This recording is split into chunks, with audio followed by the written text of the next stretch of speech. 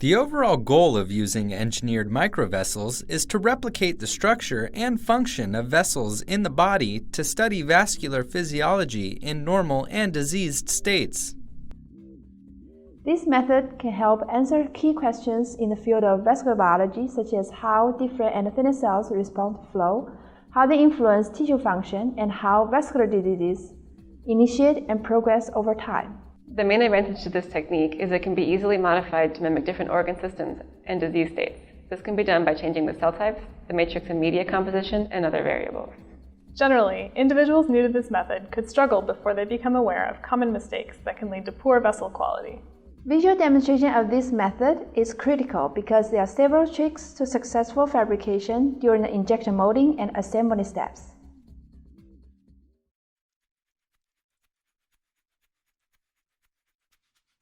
For this procedure, have the flat and micropatterned PDMS molds and the PMMA housing pieces prepared in advance. A description of how to make these parts is provided in the text protocol. Autoclave the PDMS molds along with the screws, pins, forceps, and a spatula. Do not autoclave the PMMA pieces. They must be sterilized in bleach under a hood. After allowing the PMMA pieces to soak in bleach for at least an hour, rinse off the bleach with autoclaved water 2 times. Then, place the pieces in sterile dishes, aspirate excess water, and let them air dry.